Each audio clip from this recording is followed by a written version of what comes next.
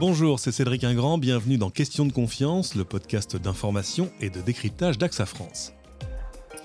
Comment agir en faveur de l'inclusion numérique ? Le mouvement vers la numérisation de nos vies s'est accéléré ces 10 dernières années au point qu'aujourd'hui, c'est en fait tout notre quotidien qui s'est digitalisé, comme diraient les spécialistes. Services bancaires, démarches administratives, santé, shopping, jusqu'au carnet de notes de nos enfants, toutes nos interactions ou presque ont désormais un pendant numérique. Alors c'est vrai, ça facilite la vie, mais attention, nous ne sommes pas tous égaux devant ces usages, que ce soit pour des raisons de moyens, d'âge, de connexion à l'internet, de compétences aussi. Une fracture numérique qui est un véritable handicap quand certains gestes, certaines procédures sont en passe de devenir 100% numériques. On en parle aujourd'hui avec un invité qui connaît tous les angles de cette fracture et toutes les solutions qui existent aujourd'hui. C'est le fondateur d'Emmaüs Connect et de WeTakeCare. Bonjour Jean Dédier. Bonjour. Alors d'abord, on voit bien que le sujet est vaste, mais quand on parle de fracture numérique, qu'est-ce que ça recouvre au juste ? On parle souvent juste de l'accès au réseau ou au très haut débit, mais ça recouvre en fait des situations très différentes. Complètement. Déjà, ça recouvre une population extrêmement massive. Je crois que c'est la première caractéristique de l'inclusion numérique. Et puis derrière ce sujet-là, évidemment, c'est qu'est-ce qui pose problème pour finalement être un usager, on va dire, à la page. Et là, il y a quelques sujets totalement évidents. Alors, il y a des sujets qui sont liés à l'infrastructure. Il ne faut pas oublier qu'il y a des zones blanches. Voilà. Il y a ensuite des gens qui ont des problématiques budgétaires et pour lesquels les quelques dizaines d'euros qu'il faut tous les mois pour être équipés posent problème. Voilà. Et puis après, il y a des problèmes de compétences numériques. Voilà. Donc, des gens qui n'ont pas traversé dans leur vie professionnelle ou dans leur parcours de formation suffisamment de liens avec le digital et donc qui sont en manque de compétences. Et le point central, c'est l'usage du mail.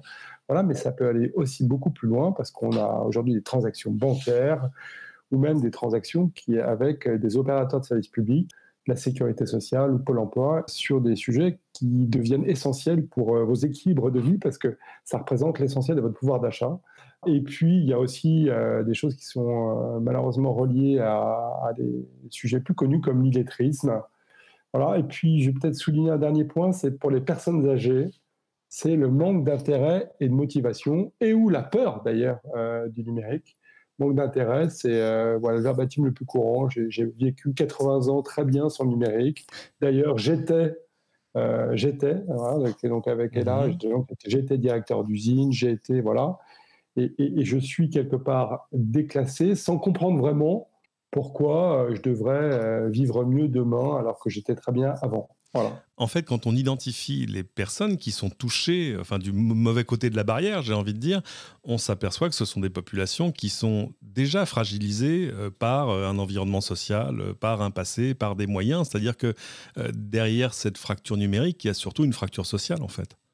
Il y a une fracture sociale pour une grande partie de ces publics, mais il y a aussi ces personnes âgées qui n'étaient pas forcément en difficulté sociale. Voilà. Et puis, il y a aussi presque vous et moi, quand tout seul, alors qu'on faisait un certain nombre de choses en guichet, voilà, on est face à une transaction un peu complexe ou un peu longue, on ne comprend pas forcément le vocabulaire, ou alors le séquencement de tout ça n'est pas très ergonomique, et on aimerait bien à côté de ça quelqu'un à qui on puisse dire mais c'est vraiment ça qu'il faut faire. Voilà, donc il y a aussi beaucoup de gens qui ont besoin de coups de pouce, et je veux dire que moi-même, j'ai souvent aussi besoin de ce coup de pouce qui me fait défaut quand je suis livré à moi-même et que je dois faire un certain nombre de déclarations. Donc on peut les séparer en deux camps, j'ai envie de dire, alors qui parfois se recoupent évidemment. Il y a d'un côté des problèmes de connexion ou de moyens, et puis il y a des problèmes de compétences de l'autre. Je voyais un chiffre qui, pour le coup, est mnémotechnique. 75% des personnes de 75 ans et plus n'ont pas d'accès à l'Internet aujourd'hui. Du coup, on a même inventé un nouveau mot, l'illectronisme, qui est vraiment ce manque de compétences face à la chose numérique. Cet illectronisme, il touche quel type de population ? Alors, l'illectronisme, là, on va retrouver les personnes, on va dire, les plus âgées. Après 70 ans, il y a des courbes là où on voit effectivement que les gens ont de moins en moins d'usage pour finir par ne plus avoir d'usage du tout. Voilà, on finit par oublier qu'il y a des gens qui n'ont aucun usage Internet. Il y a aussi, et c'est des populations malheureusement trop nombreuses, c'est des gens en situation de handicap, pour lesquels les solutions ne sont pas toujours adaptées ou de toute façon, ils ont des problématiques extrêmement lourdes et donc il faut leur proposer un accompagnement durable pour qu'ils puissent être reliés à ces services qui sont déconnectés. Et puis, il y a aussi évidemment la grande exclusion ou dans la grande exclusion, malheureusement, des gens dont on sait qu'ils n'auront jamais cette autonomie numérique. Alors ça représente évidemment des populations importantes. On dit que 23% des Français ne sont pas à l'aise avec le numérique, mais pas à l'aise, c'est quelque chose comme un sentiment presque diffus. Mais il y a quand même 38% des usagers qui disent manquer d'au moins une compétence numérique de base. Ce qui est encourageant, c'est que dans le lot, il n'y en a plus que 2% qui se disent dépourvus de toute compétence. Donc on va dire que la compétence numérique avance. Alors vous, évidemment, vous militez pour l'inclusion numérique, pour trouver des solutions à chacune de ces fractures. C'est d'ailleurs intéressant de voir que c'est Emmaüs qui s'est évidemment saisi de ce problème. Au quotidien, vous agissez comment ? On a créé des lieux d'accueil et on est allé faire de l'éducation sur des territoires auprès des acteurs sociaux. Donc quand on crée un centre Emmaüs Connect sur un territoire, on va avoir en général 2 élus, c'est l'élu en charge des solidarités et l'élu en charge du numérique. Et on lui demande, sous son égide, de réunir l'ensemble des acteurs de terrain qui peuvent agir sur l'inclusion numérique. Et on a fait comme ça entre guillemets, des grands-messes de sensibilisation, on va dire, à l'accompagnement au numérique. Et tout de suite derrière, ensuite, de la mise en capacité, des modalités de dialogue, de telle sorte que ces acteurs soient en capacité de diagnostiquer la précarité numérique. Et le cas échéant, soit on opère chez eux, soit ils envoient les publics jusque chez nous. Et là, on travaille sur 2 dimensions. Donc, on travaille sur l'équipement. Voilà, donc on a un partenariat historique avec SFR qui nous fournit des connexions, d'ailleurs qui a fait l'objet de choses assez merveilleuses pendant la période du Covid, là, qui a permis d'équiper un certain nombre de personnes. Et ensuite, on travaille sur ce qu'on appelle le bagage numérique minimum.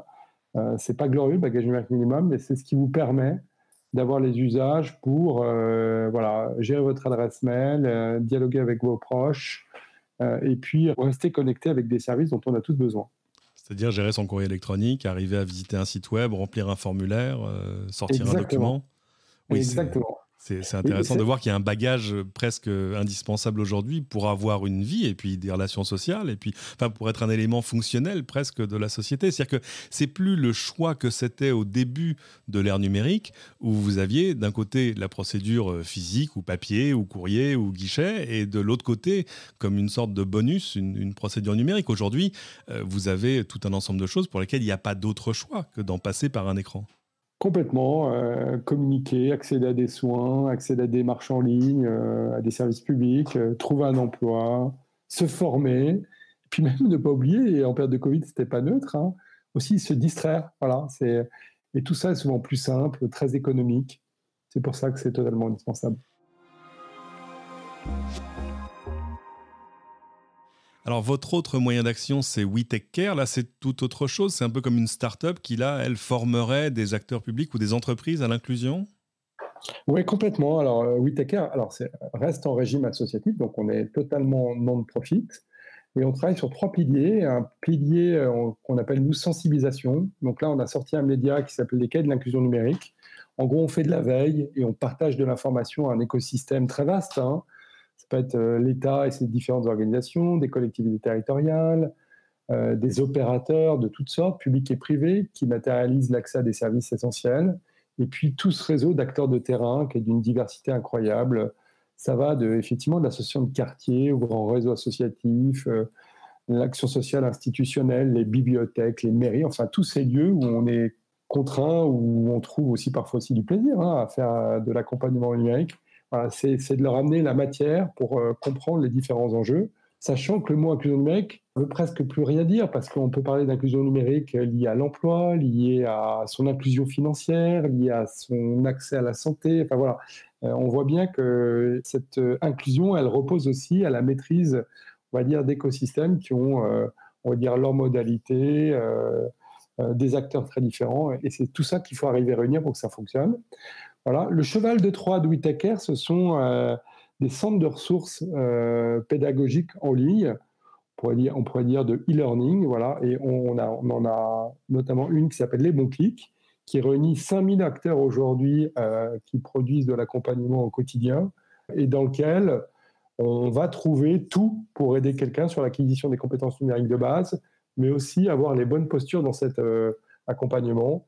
Et puis voilà, on est en train de faire évoluer. Maintenant, on travaille sur des plateformes qui permettent de faire du mentorat à distance. Voilà, l'innovation et la technologie nous offrent des perspectives un peu sans limite.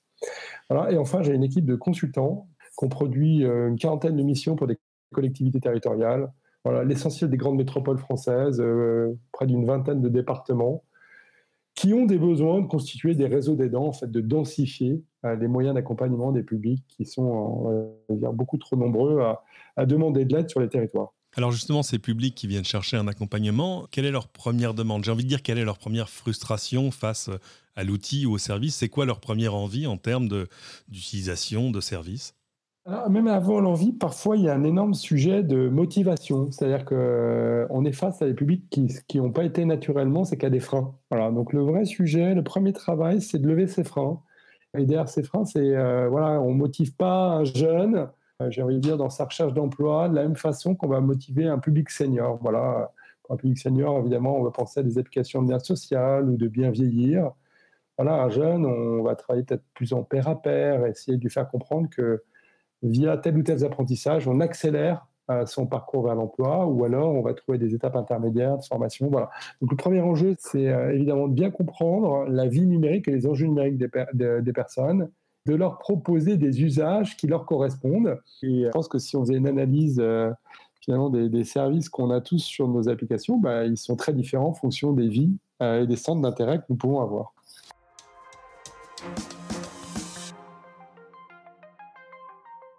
Sur les jeunes générations, il y a un problème de compétences encore, ou c'est quelque chose qui maintenant s'apprend, j'ai envie de dire, de manière presque organique, tant c'est devenu une condition presque de la socialisation, en fait.